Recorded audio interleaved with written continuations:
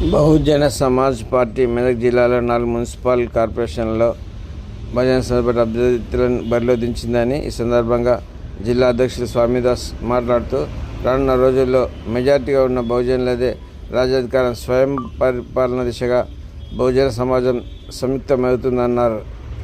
ఈ కార్యక్రమానికి Bahujan Samaj party zonal incharge గొల్ల సతీష్ ముఖ్య అతిథిగా పాల్గొన్నారు. ఈ సందర్భంగా జోన్ ఇన్ఛార్జ్ మాట్లాడుతూ తెలంగాణ రాష్ట్రంలో బహుజనుల బలిదానాలతో తెలంగాణను సాధించుకున్న తెలంగాణలో బహుజనులకు రాజ్యాధికారం సకల సమస్యల పరిష్కారం లభిస్తుందని ఆశాభావం వ్యక్తం చేశారు. ఈ కార్యక్రమంలో సీనియర్ నాయకులు డి సిద్ధరాములు, సీనియర్ సలహాదారు ఎర్రశంకర్, యువ నాయకుడు విద్యావేత్త అప్పాజిపల్లి సురేష్, గంటని శివభాస్కర్ తదితరులు పాల్గొన్నారు. రాజ్యాధికారం దిశగా ప్రయాణం చేస్తామని తెలియజేస్తుంది. 1% వరకు నామినేషన్ వేయడం జరిగింది. ఇంతకుముందు మాత్రము బహుజన సమాజ్ పార్టీను ఏది వేయలేదు. ఈరోజు మాత్రం ఖచ్చితంగా మేము 100% వేయాలన్న తలంతో ఉంటివి. కానీ టైం తక్కువ ఇచ్చారు. టైం తక్కువ ఇవ్వడం వల్ల మేము వేయలేకపోతున్నాం. కనుక ఈరోజు 85% బహుజనులు ఉన్నారు.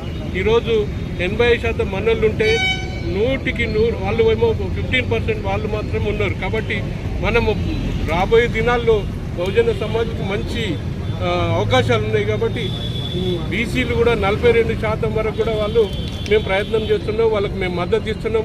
కాబట్టి మీరు కూడా బహుజనులందరూ ఏకమై ఐక్యతతో ఉండి బహుజన సమాజ్ పార్టీని ముందుకు తీసుకుపోగలరని నా యొక్క మనం జై భారత్.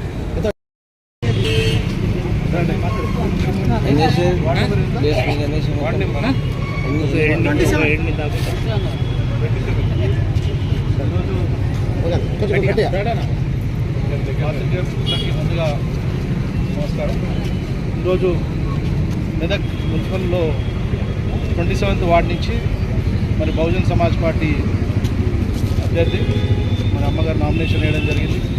దాంట్లో భాగంగా మరి జోన్ ఇన్ఛార్జ్గా నేను, అదేవిధంగా జిల్లా అధ్యక్షులు మెదక్ జిల్లా అధ్యక్షులు స్వామిదాస్ గారు, మరి సీనియర్ నాయకులు అందరం కూడా మరి నామినేషన్ వేసి మరి మెదక్ మున్సిపల్లో ఖచ్చితంగా బహుజనులకు రాజ్యాధికారం దిశగా మరి బలమైన పోటీ ఇచ్చి మరి బహుజనులకు రాజ్యాధికారం దిశగా ప్రయాణం చేస్తామని తెలియజేస్తుంది.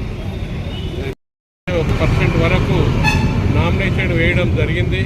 ఇంతకుముందు మాత్రము బహుజన సమాజ్ పార్టీను ఏది వేయలేదు. ఈరోజు మాత్రం ఖచ్చితంగా మేము 100% వేయాలన్న తలంతో ఉంటివి. కానీ టైం తక్కువ ఇచ్చారు. టైం తక్కువ ఇవ్వడం వల్ల మేము వేయలేకపోతున్నాం.